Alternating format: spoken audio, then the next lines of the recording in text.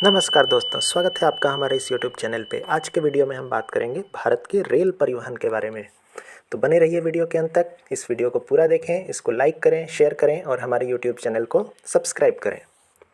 भारत में रेल परिवहन में मुख्य रूप से एक एकीकृत रेल नेटवर्क के साथ यात्री और माल ढुलाई शामिल होते हैं। यह भारत सरकार के रेल मंत्रालय के स्वामित्व में एक निकाय है जो भारत की राष्ट्रीय रेलवे प्रणाली का संचालन करती है। यह दुनिया के सबसे व्यस्त नेटवर्कों में से एक है। अगर बात करें इसके इतिहास की, तो 1832 में भारत में पहली रेलवे लाइन मद्रास में बनी थी, जो कि प्रमुखतः एक औद्योगिक रेलवे होती थी। मद्रास रेलवे की स्थापना 1845 में हुई थी। उसके बाद 1853 से यात्री रेलवे विस्तार शुरू हुआ, जिसमें ब्रॉड गेज पर पहली यात्री ट्रेन बॉम्बे और ठाणे के बीच में चली गई थी। 1925 के कालखंड से इसका विद्युतीकरण शुरू हुआ। पहला रेलवे बजट 1924 में पेश किया गया था। 1947 में आज़ादी के बाद क्षेत्रीय पुनर्गठन हुआ, जिसमें चितरंजन में पहली लोकोमोटिव विनिर्माण इकाई चालू की गई थी। उसके बाद 1957 में भारतीय रेलवे ने एसी ट्रैक्शन रेलवे सिस्टम को अपनाया, जिसका पहला परीक्षण 1959 में हुआ था।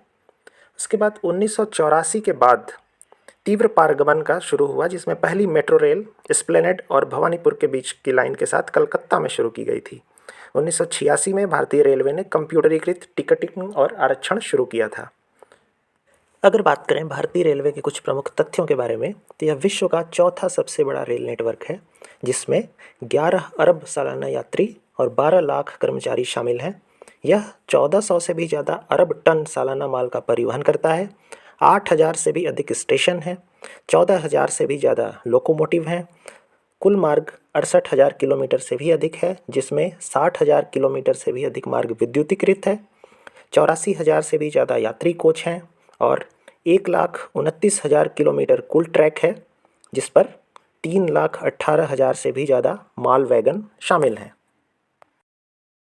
अगर बात करें भारतीय रेलवे के ट्रैक की लंबाई की, तो कुल लंबाई 68,907 किलोमीटर है, जिसमें कुछ दोहरे मार्ग हैं, कुछ विद्युतीकृत मार्ग हैं, कुछ नियमित और उपनगरीय रेल के मार्ग हैं और कुछ मेट्रो रेल के मार्ग हैं। अगर बात करें इसकी वर्षवार लंबाई की, तो उस रेल मार्ग की लंबाई का वर्षवार विवरण इस प्रकार है। भारतीय रेल पटरियों की चौड़ाई के आधार पर 4 प्रकारों में वर्गीकृत ट्रैक का उपयोग करता है, जिसको कि कहते हैं ब्रॉड गेज, मानक गेज, मीटर गेज और नैरो गेज।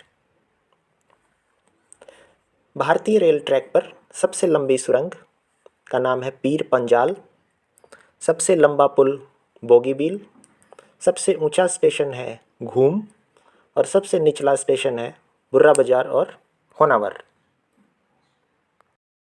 भारतीय रेलवे विभिन्न आवश्यकताओं को पूरा करने के लिए विभिन्न प्रकार के माल की ढुलाई करता है और ढोए गए माल के अनुरूप ही विशेष रोलिंग स्टॉक का उपयोग किया जाता है। कार्गो परिचालन में कुल 243 प्रकार के रोलिंग स्टॉक्स का उपयोग किया जाता है, जिसमें ढके हुए वैगन, बॉक्स के आकार के वैगन, फ्लैट वैगन, खुले wagon, hopper, container, automobile carrier, रक्षा वाहन कैरियर, टैंकर इत्यादि शामिल होते हैं। इसके अलावा जो लोकोमोटिव का इस्तेमाल होता है वो यात्री ट्रेनों के लिए अलग और मालगाड़ियों के लिए अलग वर्गीकृत होता है। इसके अलावा कुछ प्रमुख ट्रैक्स जिनके ऊपर मालगाड़ियों को ही प्राथमिकता दी जाती है, उनका विस्तार किया गया है, जिसको हम डेडिकेटेड फ्रेट कॉरिडोर के नाम से जानते हैं। बात करते हैं एक्सप्रेस और पैसेंजर ट्रेन के बारे में। यह ऐसी गाड़ियाँ होती हैं जो प्रमुखतः यात्रियों के आवागमन के लिए इस्तेमाल की जाती हैं। शुरुआत में इनके कोच एक स्विस कंपनी के प्रोटोटाइप पर आधारित होते थे। भारत में पहली कोच निर्माण इकाई इंटीग्रल कोच फैक्ट्री के शुरुआत के बाद इन्हें आईसीएफ कोच कहा जाने लगा। 1990 के दशक के अंत में आईसीएफ कोचों को जर्मनी के लिंक हॉफमैन बुश द्वारा डिजाइन किए गए नए एलएचबी कोचों द्वारा प्रतिस्थापित कर दिया गया। 2010 के दशक के अंत में भारतीय रेल ने चुनिंदा ट्रेनों के कोचों को उन्नत सुविधाओं के साथ एलएचबी से नए तेजस कोचों में अपग्रेड करना शुरू कर दिया। कोचों का निर्माण भारतीय रेलवे की 5 विनिर्माण इकाइयों और सार्वजनिक क्षेत्र की कंपनियों बीईएमएल या बीएचईएल द्वारा किया जाता है। कोचों को 5 या 6 अंकों के एक विशेष नंबरिंग प्रणाली के द्वारा पहचाना जाता है। ये रेलगाड़ियाँ एक विशेष तौर पर डिज़ाइन किए गए सिग्नलिंग सिस्टम के द्वारा चलती हैं। भारतीय रेलवे में ट्रेनों को औसत गति और सुविधाओं के आधार पर वर्गीकृत किया जाता है, जिसमें एक्सप्रेस ट्रेनों में कम ठहराव, रेल नेटवर्क पर प्राथमिकता और तेज औसत गति प्रदान होती है। ट्रेनों की पहचान 5 अंकों की संख्याओं से की जाती है और पहचान को आसान बनाने के लिए एक्सप्रेस ट्रेनों को अक्सर विशेष प्रकार के नाम दे दिए जाते हैं। भारतीय रेल में गाड़ियों के प्रकार, कोचों और सीटों के प्रकार तथा उनके विन्यास के आधार पर अलग अलग यात्रा श्रेणियां होती हैं। इन श्रेणियों में मिलने वाली सुविधाओं के आधार पर ही इनके किरायों का निर्धारण भी किया जाता है।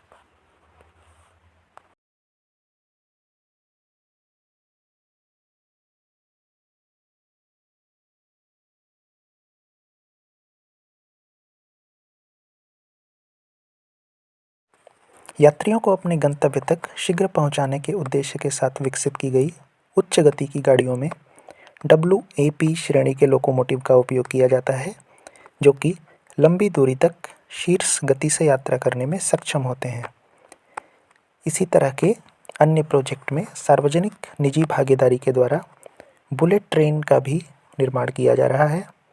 इस तरह की और परियोजनाओं को गति देने के उद्देश्य से एक हाई स्पीड रेल कॉरपोरेशन का भी विकास किया जा रहा है।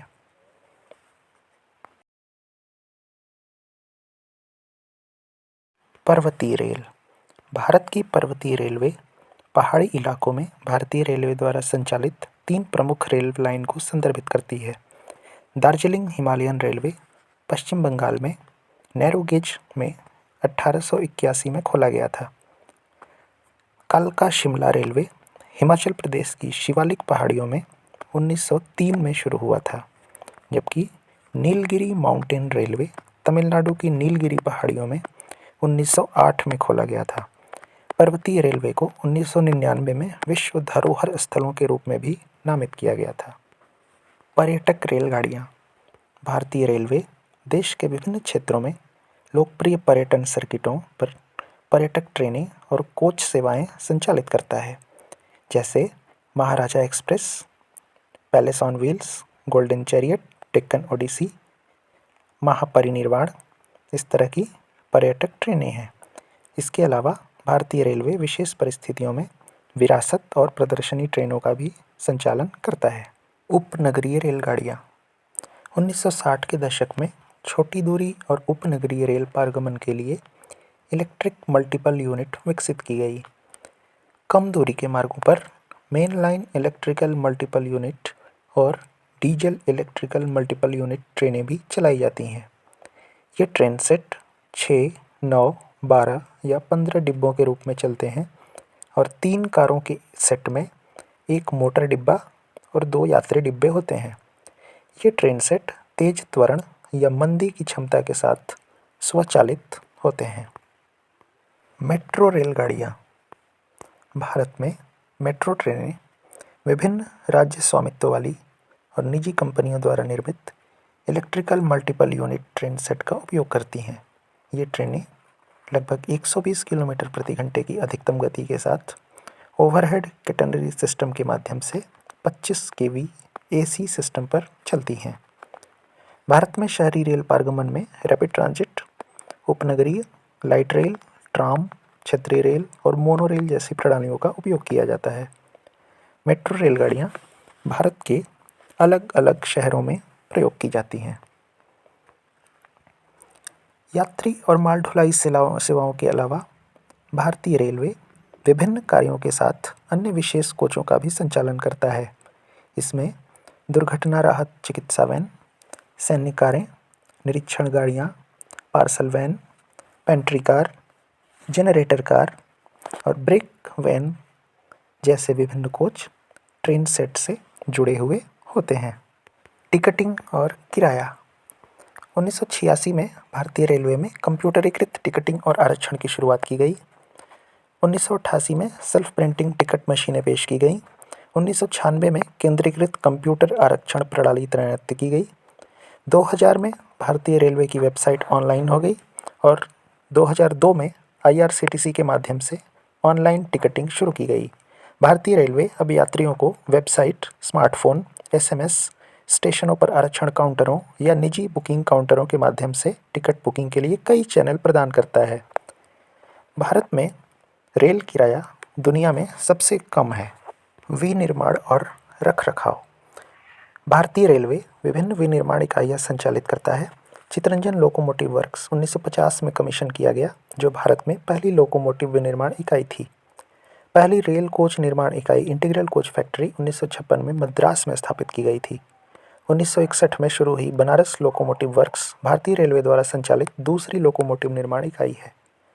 Bharat heavy electrical limited, Patiala locomotive works, diesel locomotive factory Marhaura और मधेपुरा लोकोमोटिव फैक्ट्री में भी लोकोमोटिव का निर्माण होता है। रेलवे कोचों का निर्माण कपूरथला, रायबरेली, सोनीपत और लातूर की कोच फैक्ट्रियों में भी किया जाता है। भारतीय रेलवे बंगलौर और छपरा में 2 रेल पहिया निर्माण कारखाने भी संचालित करता है।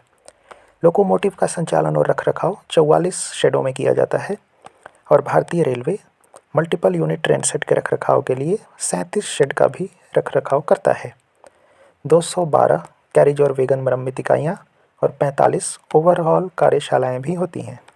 अगर बात करें भारत में रेल दुर्घटना और उनके कारणों की, तो प्रमुख कारणों में शामिल हैं ट्रेनों में आपसी टक्कर, ट्रेनों का पटरी से उतर जाना, ट्रेनों में आग या विस्फोट हो जाना, चालक या सिग्नल से जुड़ी हुई त्रुटियां, यांत्रिक विफलताएं या ट्रैक और पुल से संबंधित दोष।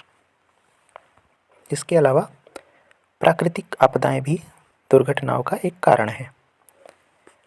भारत में हुई कुछ प्रमुख रेल दुर्घटनाओं का विवरण इस प्रकार है। तो दोस्तों, कैसी लगी आप सबको ये जानकारी? वीडियो देखने के लिए बहुत बहुत धन्यवाद। ये वीडियो आपको कैसा लगा कमेंट में ज़रूर बताएं। इस वीडियो को शेयर करें जिससे और लोगों तक ये जानकारी पहुंच सके। ऐसे ही और वीडियोस तक पहुंचने के लिए कृपया हमारे YouTube चैनल को सब्सक्राइब करें। बहुत बहुत धन्यवाद। जय हिंद।